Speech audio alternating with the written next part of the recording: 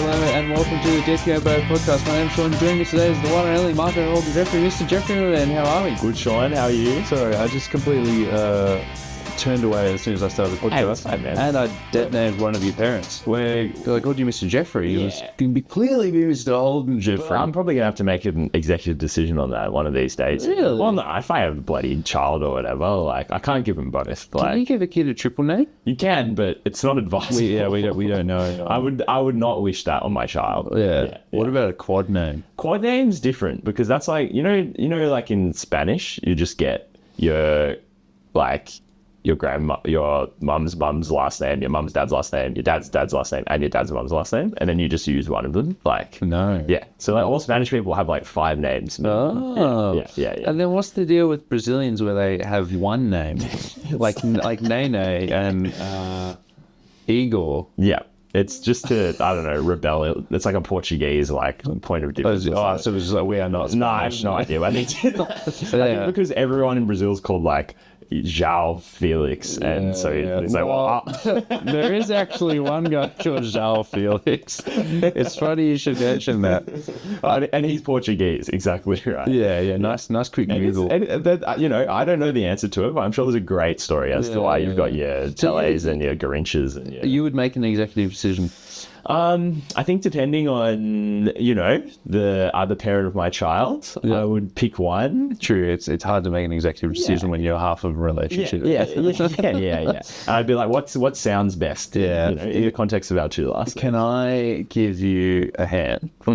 Because I've been thinking about my potential kids, and their surnames going to end in C, because myself and my Pookie Bear, our surnames to start with C, right? Oh. So I'm thinking of nicknames they might get in school. Like JC. JC, Or, so if you go with J, then they could, and first name like M. Yeah, classic. MJ. First name. No, I don't want to call him Harry, I want to call him Bob.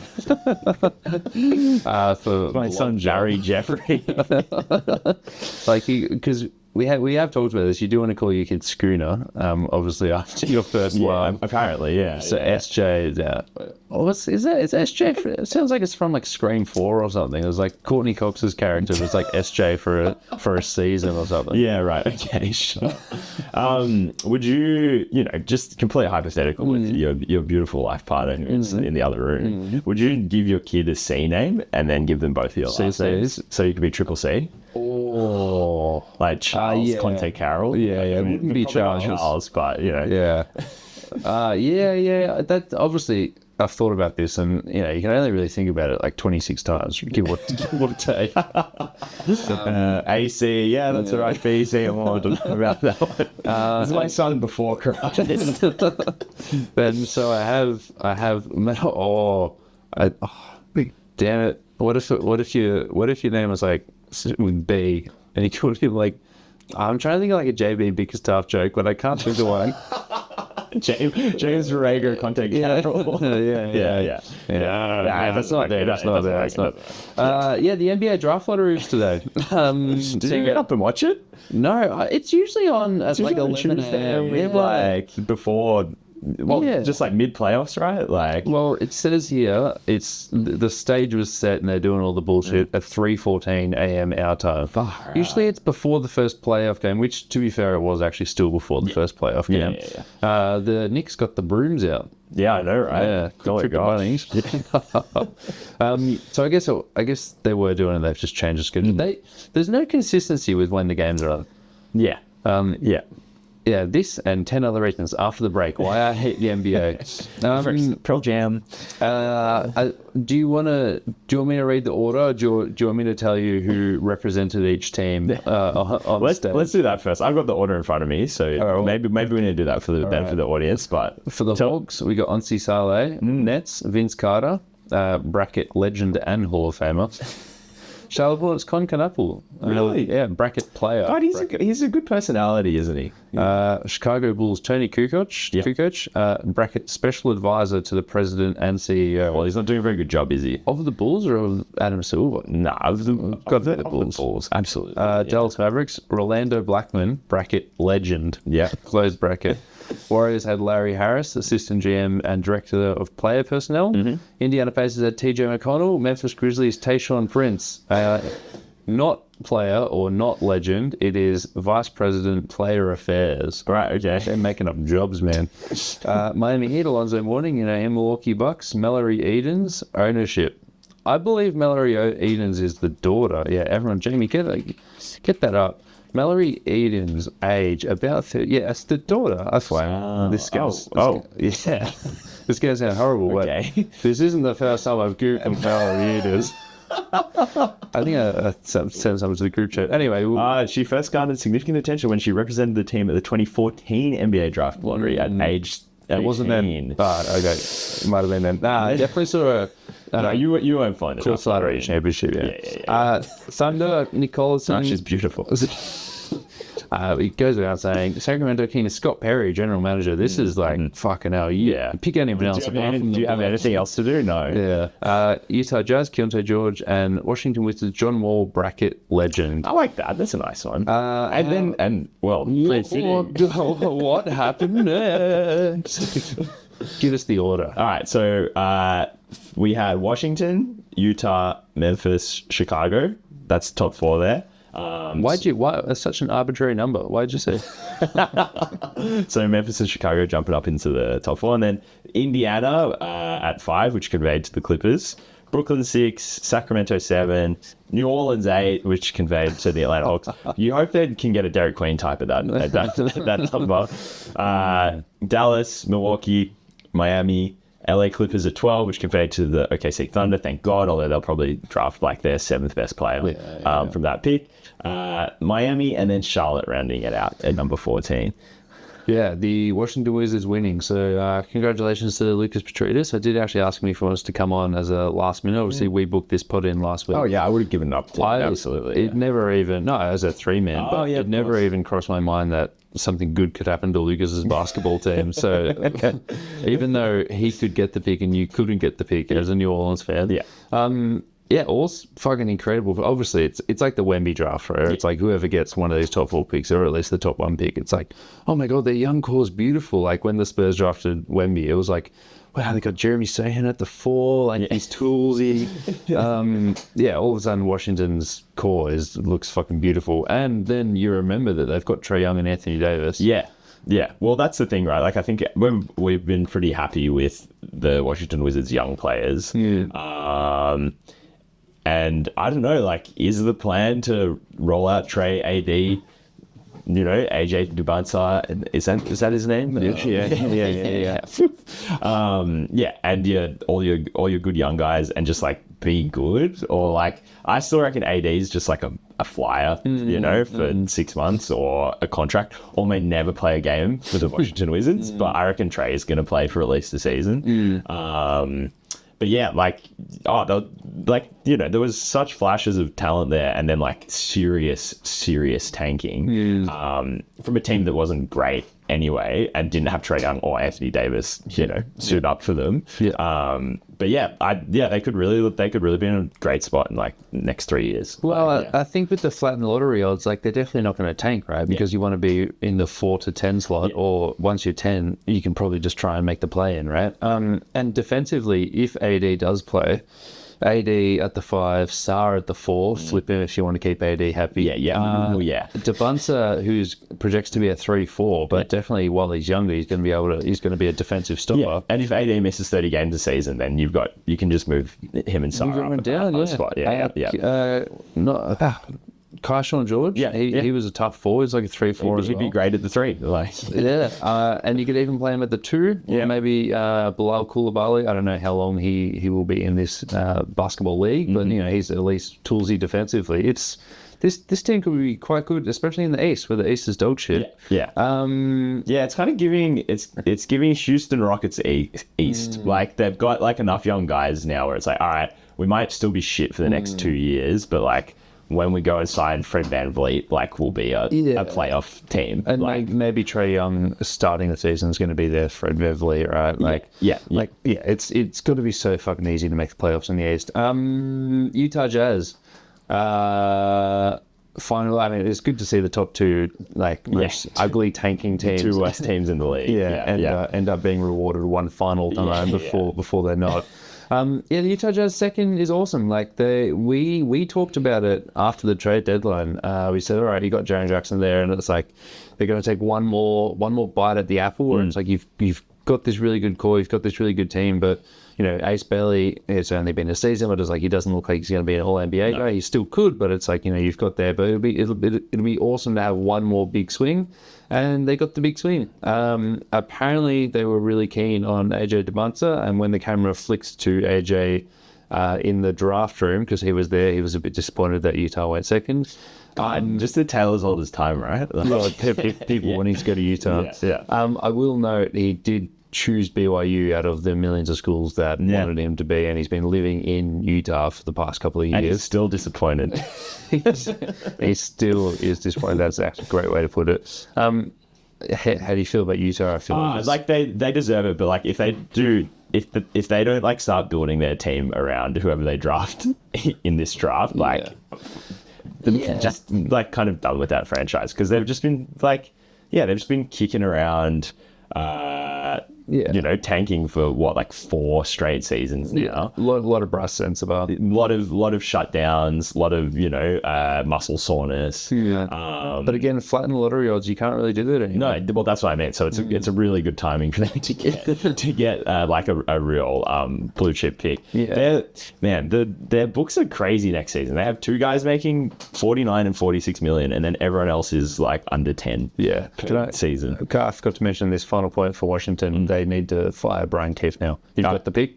Let's get a real basketball coach in there. Utah, the books are cooked in a good way, but their starting lineup of Keontae George, potentially Darren Peterson. So who are they going to start? They're going to start Larry at the 3, Jaren Jackson at the 4, and then just when Walker Kessler at the 5. Walker Kessler, of course, who they have to re-sign. But he was out for a whole entire year. His market's depreciated. There was Lakers buzz, but we'll have to see in a month if that's still going to be there. Again, feel really good about the Utah Jazz. I'm happy to move on because this is sort of chalk and cheese at the moment. For sure. Or was the term chalk? Chalk and cheese are different. Chalk is gone chalk. Right. But you're talking chalk, I'm talking cheese. No. Well, it's apples and oranges. It's an apples and oranges. Memphis Grizzlies, first team to make the jump. They were sitting around the 8th odds, I think. And they jumped into the top 4 and they got the 3rd pick. And I was listening to the Bill Simmons podcast today on my run, and Chris Vernon, it's just on the side, Chris Vernon, he seems to be drinking a lot on his podcast, and he was drinking a lot on this podcast. But he's like, he was like licking his lips saying, I've got 6 weeks of content to debate Cameron Boozer versus he's the Duke guy, or the North Carolina guy. NBA draft. Caleb Wilson. Yep. Nice. Caleb Wilson. So it's, again, top 4. We've talked about the top 4. We're not draft guys, but we're hearing what other draft people are saying. Pretty freaking good. And I don't know, this Memphis team is looking pretty good in my eyes. Well, I don't want to talk too much about who deserves to be here, but does Memphis deserve to have this 3rd overall pick? I think so. Do you know it? I think they they had a really, really good Western Conference team 2 seasons ago, basically. And then they've obviously they've done the right thing and been like, it's not working. Let's shed players, mini rebuild. They're good at developing young talent. They're so good at drafting. Do you think this turns them around immediately? Or is does Ja stay on this team? Is that still a possibility that he moves on? No, because I just don't really. The Memphis Grizzlies kind of have this roster could have been good like just as it is, just if everyone played like next season's roster. no, not that, no, like this season's just gone. Like it just went completely south for them. Like in terms of like I don't know injuries and chemistry and stuff like that. They also sort of started a rebuild where it's like they traded Desmond Bain for 4 picks and KCP, and then didn't do anything with the picks. And then traded Triple J at the deadline. So yeah, I don't know. I guess it really depends to me that like if Jar stays around or not. But like whichever forward they drafted, that spot will be a great partner for Jar. That the fit is there. Fuck, Jaren's 27 years old, right? Far out, and time just flies, doesn't it? Yeah, and he's dunked the ball less and less and less. Yeah, and he looks so upset to be playing basketball. Yeah, like, I'm sort of looking at it, if they can trade Ja Morant for like a Trae Young package, like just like aging salary in CJ and like a second round pick, right? Just get matching salary back. All of a sudden you've got Ty Jerome. Yeah, still in that basketball team, fully healthy. Ty Jerome with a bunch of wings like Setiel Dama. No, it was like Clint Coward, Jalen Wells. So that's a core, man. And as we know, they've got like 8 picks incoming plus their picks. They've got Orlando's picks, which could be pretty freaking good. It's a good time to be a Memphis Grizzly. Happy if I move on. I was if we were and ahhing whether the Memphis Grizzlies deserved it. The team that definitely doesn't deserve it is the Chicago Bulls, who also made a leap akin to Memphis. Like it was like 9. They definitely made a leap into the top 5, knocking out the Indiana Pacers. The Bulls getting the 4th pick in a 4-player draft, and for their next, I don't know if they've hired a new GM, but they've hired titles that sound like GM, but I think they're still waiting on a lead decision maker. The job looks a lot more attractive now to the Masai Ujiri's of the world, a guy who just signed with Dallas before the draft lottery. Picking up a job before the lottery for a team that has a pick and no picks afterwards is quite like gambling. Masai Ujiri could get in. Obviously, he's making decisions now in Dallas. But if he had waited and then Dallas got the number 1 overall pick, they're probably getting like Brad Stevens or something, or Bob Myers. Like those guys are probably saying, all right, maybe this will push me into like Cooper Flag and the number 1 overall pick. Because I'll have a fucking easy run of it. So anyway, Chicago Bulls. Fuck. It's going to be really disappointing to see the career of this 4th draft pan out. It's so shit because just what sort of roster is this player walking into? Like, I'm looking at it, but I'm not even looking. I'm posing the hypothetical question, like, who do you really want like around? Cam Boozer on the Chicago Bulls, like Josh Giddey. Probably not. That's imagine Cam Boozer is like a really good Paolo Banchero, right? Yeah. You probably don't want a non-shooting, unathletic point guard next to him. Like Josh Giddey is like weak Paolo Banchero, he's a slow 6'8", playmaker. And like Mattis Buzelis, like is that a good fit? Like his shooting hasn't been fantastic. And he sort of it's early but he needs the ball to be effective. And then they've just got all these like flame out projects from other teams like Anthony Simons, Colin Sexton. They're all free agents, aren't they? But they all are. But speaking of flame outs, they still have Rob Dillingham, who might get his 3rd year option declined, so they can just honestly save money, and it might not be that bad of an idea. Because if you pick up this option, you have to pick up the final 2 years. I guess the only thing is if this is like, all right, why don't we just sell on absolutely everyone on this roster and just focus on the one guy we pick in this draft and like be shit, and then when he's 25 maybe we're in the plane again. Like I went to a card show at the exhibition center 2 weeks ago, and I brought in my binder of cards that I was selling to, and when you sell cards like that, you go in and you're guaranteed to get 80 to 70% of their market value, and a lot of the time they'll just offer you something low, but it's like, I'm here you've just put $40 of cash in front of my face, sure, I'll fucking take it. I'm not going to sweat individually. That's what the Bulls would be getting, where it's like, hey, that's what they were getting for guys at the trade deadline last season. And they would get again. Leonard Miller had a really good finish to the season. He was thrown, he was thrown in the Rob Dillingham Ayo Tonsumia trade. Leonard Miller was looking better than Rob Dillingham by all accounts, and he was like a late first-round pick and had a bit of promise, but the Minnesota Timberwolves just didn't have the time to develop him. He is almost strictly 4. He can defend threes, but he's almost strictly a 4. So their talent is Matas Bazelis, 3-4. Leonard Miller, strictly a 4, can defend threes. Noah Sengwe, who they drafted last year, is a 3-4 switchy wing. Josh Giddey, who's the point guard, should probably play the 4. The 4 side. And they're about to get offered, we expect 2 guys to be available to them, and they're 3-4s. Wow. 4s in the long run. So, I reckon they should go up to the card store and say, hey, man, just give me 70%. But they're not going to do that because we don't really see free agency. Free front offices do that. It's kind of shit. Like, just shit as well, because, I don't know, if you're a Chicago Bulls fan, and you have excitedly jumped into the top 4 of a 4 guy draft, and you can't even be excited about it because they're going to kind of squander the talent of whatever player this is. Proper curse. Well, I don't know. They might win the first 5 games of the season and then finish 11. They trade for someone like Vooch. This is the final piece we need to win 40 games. All right, could you imagine winning 19 games? And this is so fucked up. I think I messaged as soon as I woke up. It's like, if there are no basketball gods, there is no rigging, because if there was, Adam Silver would be rigging it for the Indiana Pacers. Small market, never tanked, always built from the middle.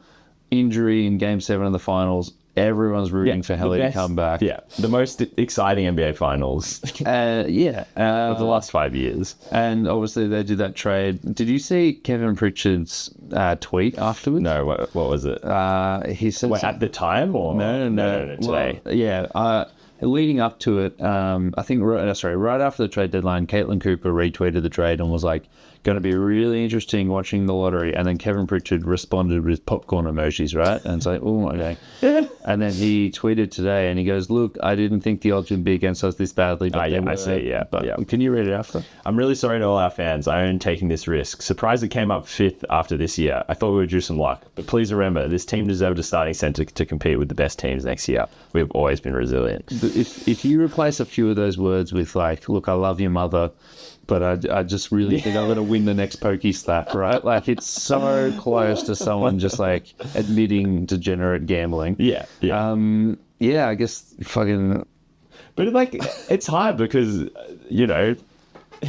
if the balls had fallen slightly different, we'd be like, fuck, what an amazing move. Like, they constructed a fake pick. Yeah, they got a really good center next to Halle next season. And now they're going to draft someone who can start over Aaron Naismith. But the odds of them keeping that pick were 53%. Yeah. So it's like, if they did it right. But it was a coin flip where you either get... You either get someone who will be starting over Aaron Naismith, or let's say they had kept the pick. The next 3 guys are all point guards, right? And then did they draft a center? And then it's like, well, Hallie probably needs a real center. It's kind of, if you were to let go of a pick, it would be this one. Yeah, but fuck it. You've just won 19 games and you get nothing to show for it. I mean, you get Ivica Zubac. Sorry, I should mention. You should get one. You should get one good young guy after a season like that. Even if it's just like, even though they're just a role player, even if they're like, like a Reed Shepherd type, right? Just his rookies. On the LA Clippers front, incredible sort of, incredibly opportunistic trade deadline that has actually paid off and is awesome. Coming away, you were entering the season with the aging core, you were absolute dog crap, you ended up winning some games, and you came away with Darius Garland, who looks good once you're patient and he comes back healthy. And the 5th overall pick, who is probably going to be a point guard, but you had no real upside talent. You just had you were just doing that Steve Kerr stuff where you just turn the role play and nothing into role players. Do you think they're still waiting to see what happens with the Kawhi stuff? I was going to ask you that. Yeah. If you were Adam Silver and this Kawhi stuff looks pretty serious, would you just take the pick away? 100%, just give it to Indiana. Like, Well, I don't think they do would that, just yeah. nullify the pick or whatever. Which like nullifying the pick, this is probably the most inconsequential nullifying the 5th overall pick. Yeah, because Brooklyn's going to be like, well, fuck, man, awesome. We wanted Keaton Wagler anyway, right? And then Brooklyn's sitting there going, well, we drafted 4 point guards last season as well. So it's like, it actually doesn't really matter. No, and the Clippers aren't, like, this isn't going to change the future of the Clippers franchise. Like, it helps, like, whatever direction they go in post Kawhi, or with Kawhi, I guess. Like, if next season, you know, if they draft someone good, I don't know, yeah, next season they could be the 7 seed or something, you know, like. What about the chatter that this trade is involved in a Giannis trade? No. And so they go the other way with it. So all of a sudden they move some salary to 5th, and if they can trade a future pick in like What would 20 the salaries be though? It would be like, I'm looking at it. not Kawhi. So it would be, well, it could be probably big Garland, like, other, because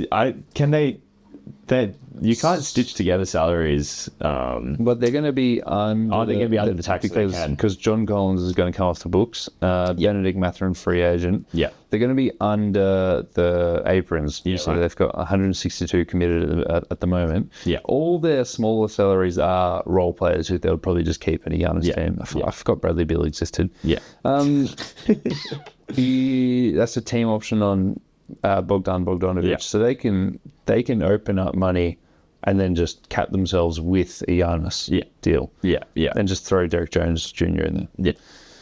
But I mean, if I'm honest, I don't know if I want. Do you want to go? You know? Yeah, but at some point you're a professional basketball player, and you should. But is that the best? Is that the best offer that's going to be on the table for Giannis? So would this you? offseason? All right, like, I'll ask you: would you rather that, like the 5th pick this year and nothing, Alperen Şengün and a couple of firm handshakes, or like Jimmy Butler and 5 Warriors future picks? Yeah, no, you'd prefer the Clippers, and like I would probably negotiate with the Golden State Warriors. No, the Rockets. Really, for Şengün. Well, I think Şengün's going to be better than the 5th overall pick in this draft. Yeah, but like, are you going to be good when Şengün's? That's true. But like, if you're the Brooklyn Nets, right, and you said, hey man, for the 6th pick you can get Şengün, you take that. Yeah. Do you think Atlanta not falling to 8, but that pick conveying to be 8 for them, does that hurt them in pursuing Giannis as well? Because like, they can throw in better young players theoretically, but like, you'd prefer the 5th clip. The 5th pick. Yeah. And do you prefer Şengün over the 8th pick and Dyson Daniels, or with all the deals that people are talking about with Dyson Daniels, it's pretty stinky. Yeah. He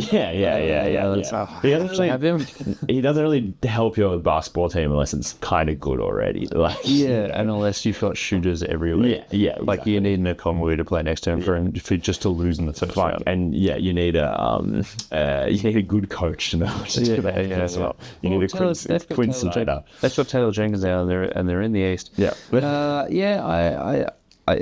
I don't think you can trade the 8th pick for Giannis. That's the main returning piece. What if you're the Nets, we trade the 6th pick? Well, wait, now, I mean, you don't want to talk about Giannis too much, but if you're Memphis, would you trade the 3rd pick? 3rd pick in salary for Giannis. I say him giant some wings together. I say definitely not. Yeah.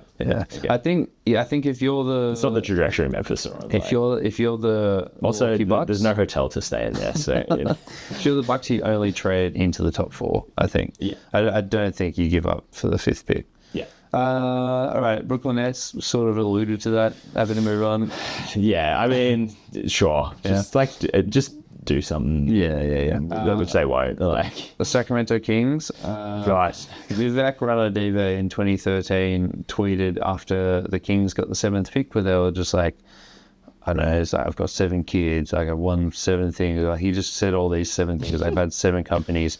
And then he goes, 7's a lucky number, and I'm just happy to move forwards with this lucky number. So then he drafted Ben McLemore. Yeah. Nice. Yeah. The Wizards had that run but they picked 7 like 2 or 3 years in a row. But they all turned out to be good basketball players, like Rui Hachimura, Day Avdia. They just don't play for the Washington Wizards. Yeah, that's true.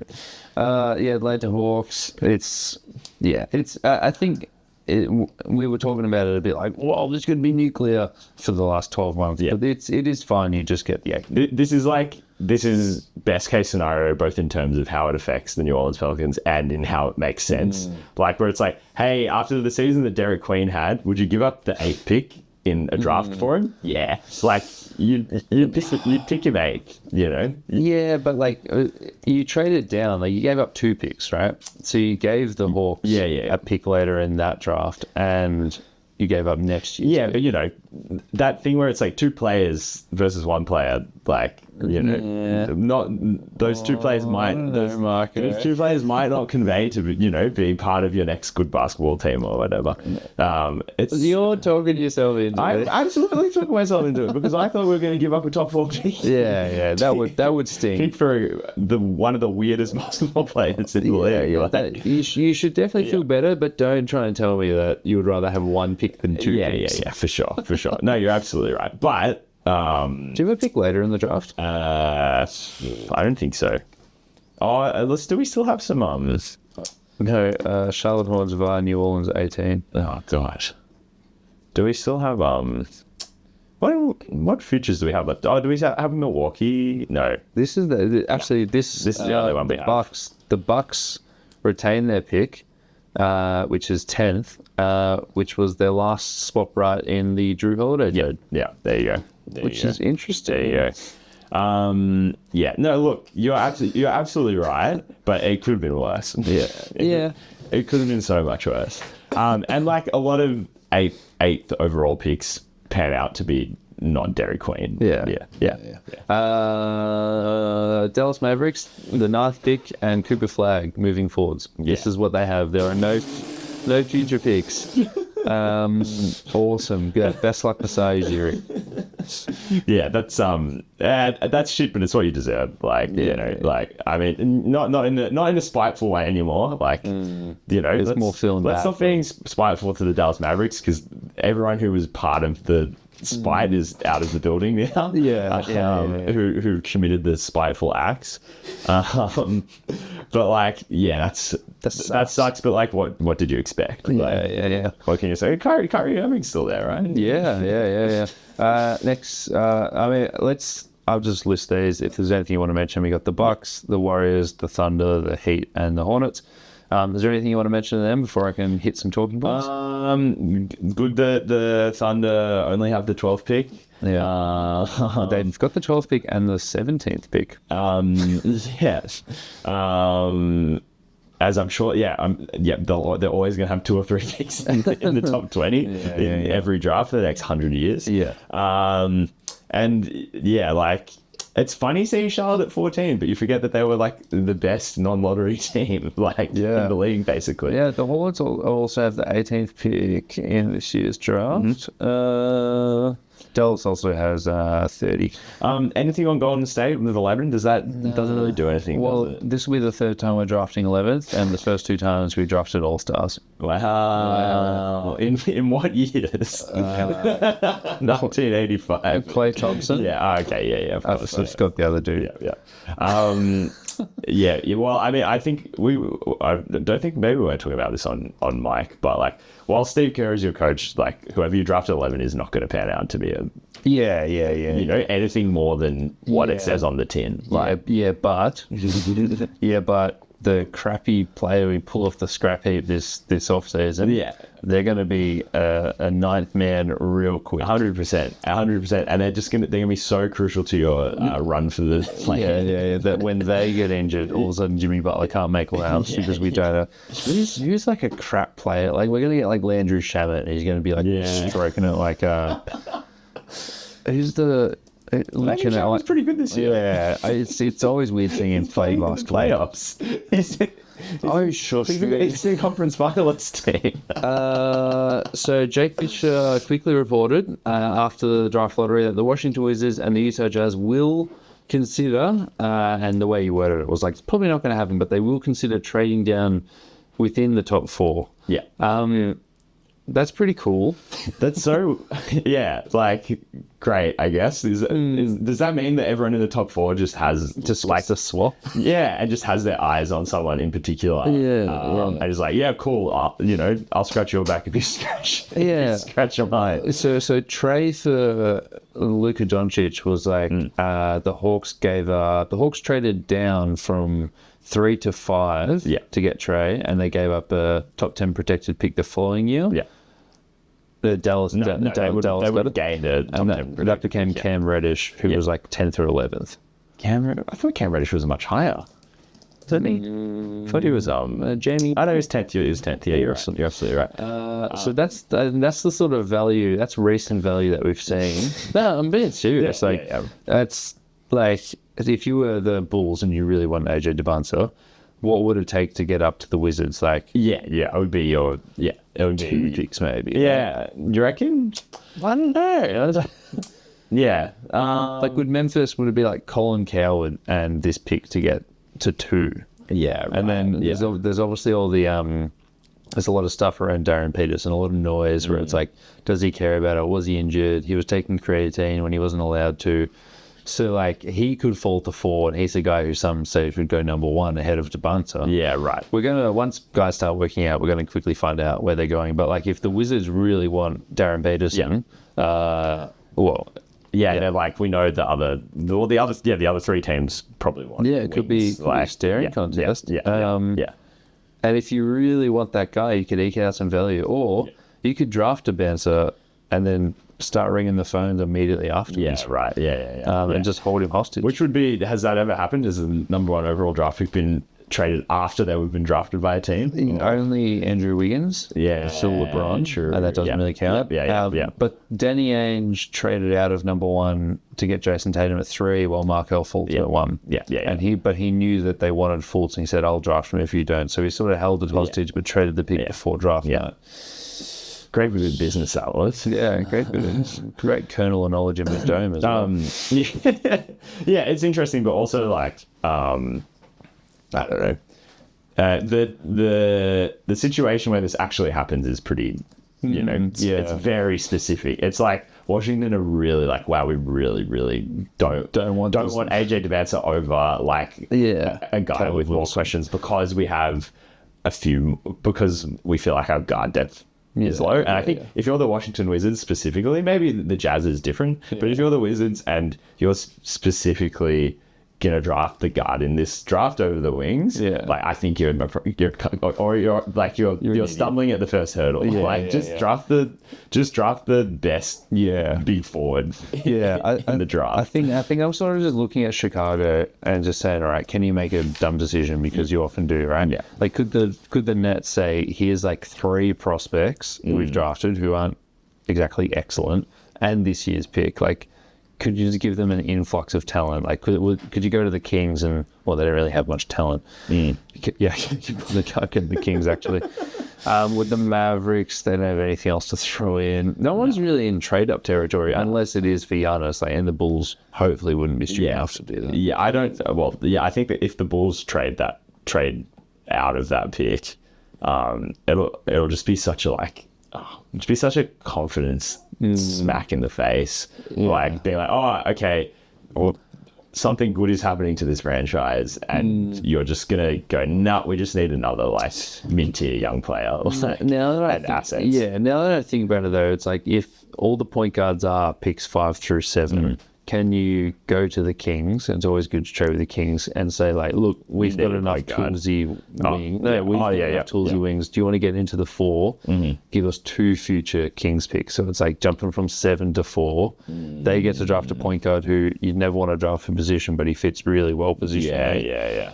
I was watching some draft film on the tram home today. I think I was watching Kingston Fleming's. Keaton Wagler. I was watching Keaton Wagler. Yeah. Really cool, sort of like old guy, like your who's your dude? Who's the dude you traded the pick for? Derek Queen. Yeah, he's sort of like point guard, Derek Queen. Yeah, right. Okay, yeah. Really slow and deliberate. Yeah. And it's like, you can't believe he's 19 years old, right? Doing exactly that. Yeah.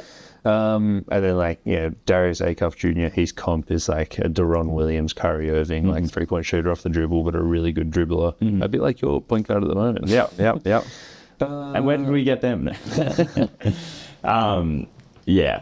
No, I don't. Yeah, there's not a lot of. I feel like every time the draft lottery happens, it's like, fuck, somebody could do something crazy and trade up like into those top 4 picks, and Never. 9 times out of 10, nothing. Nothing Yeah. happens. Teams like, sick. We know what pick we're picking, so we can make decisions about our future based on. And obviously they would test for every eventuality, but nothing happens. Yeah, exactly. It's like the doomsday clock. Like, was it 11 minutes? It's like fucking Doctor Strange or whatever. Yeah. Sorry, man, I'm not a freaking nerd. What's that on your bloody DVD shelf, mate? I don't know. Doctor Do Strange. you have any Marvel DVDs? Yeah, I got 3 Avengers. Wow. 1, 3, and 4. Well, he's in one of those. He's in 2 of those. Should be in. Oh, he's not the first one. Yeah. But yeah, what other Marvels on that shelf? That's all right. This isn't good radio. I got a lot more DC. Yeah, And right. that's not because I'm a DC stan. Just because they're cheaper. No, because it's like 4 Batmans. True. And they're all really good like movies. the Christopher Nolan and the one Matt Reeves one. Yeah. Yeah. And also because they are cheaper. So I've got Justice League and Batman vs Superman. They were less than $10. But do you have 5 Batman movies? Which So it's just under fair. This is the great thing about the lapel mic. I can just walk on over these things. over here. So we've got the Batman Begins, Batman vs Superman, And I think if you go to D, you'll find Dark Knight. and Dark Knight Rises. Maybe. Just Dark Knight Rises. Oh, You got a gap there. I need to buy Dark Knight. See, that's the problem with me. I say things like that, and then No, but it's good. It's revealed to you what. thanks, man. What Yeah, your friend Lucas doesn't feel the same. Under W, you've got Wonder Woman. Yeah. Yep. Super cheap. That's shocking. Never say Never say that either. Oh, really? No. Oh, you no. pig. Huh? No, I love Gal Gadot, especially her politics. So you don't like her acting? Yeah. Wow. Enough champagne to fill the Nile. Have you seen Death on the Nile? Oh, I can lend it to you.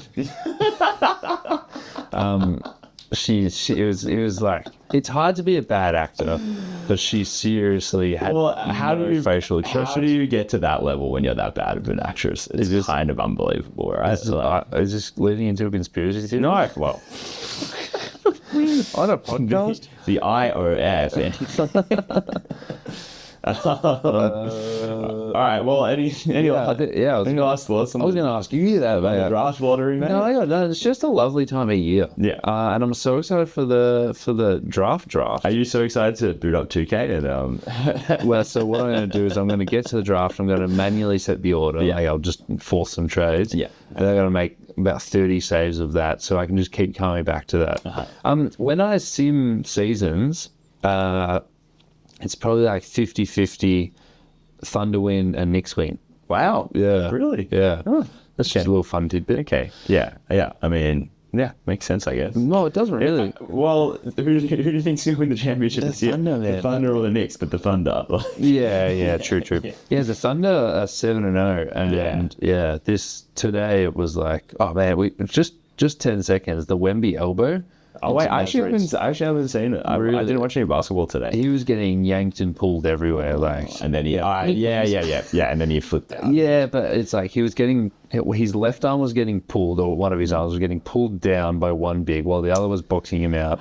And he got the ball. That was the craziest thing. And then he grabbed it over the shoulder, and then he's been getting pushed for 3 games, and he was like, "That's enough." It just so happened that Naz Reid was standing up a little bit, and he elbowed right into his throat. right. I haven't watched the video. Well, it's absolutely worked, hasn't it? Like, that really, really thin, tall man. What if we just like push him. and punch him. Yeah, like, yeah. And the for an Spurs entire almost won. series. Yeah. But 6 series, you're bloody Timberwolves, mate. Yeah, I can't believe I'm the only one going for the Timberwolves. It's not like that. It's not like I'm not going for the Timberwolves. It's that. Oh God, you got to love this Code Sports headline: career low, Wemby ejected from game 4. God, that's so feral. Actually, I had a thing. Oh, I might have got rid of it.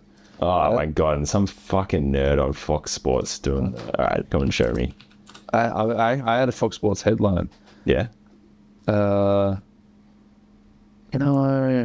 It's gone. Like dynamic Google sort of. That's nonsense. Are you serious? He's actually getting killed there. Yeah. They're actually, he very clearly elbowed Nasri right in the throat. He is actually getting killed by Jen McDaniels and Nasri at the same time. So someone said if only who's the Turning Point USA? Charlie Kirk. If only Charlie Kirk had a throat that tough. All of a sudden, 10 listens on every podcast for the rest of eternity. Guys, I've been shadow banned. I know, but we love what he was doing over there. Is what the Spurs are truly missing like an enforcer? There's no Motherfucker, yeah. like Stefan Castle's lippy, but he's little. He's a little guy. Like he's got a dumb hair. Do they need to like overpay for Isaiah Stewart in the off season or something? Isaiah Stewart was like DPOY conversation. They need to get they need a motherfucker. They need Oh no, what happened? That's all good. We just paused. Let's. I think we just missed like a minute or two. And that was all waffle. So we're just waffling. Thanks for coming on the pod, Mark. I will talk to you next time. All right, see ya.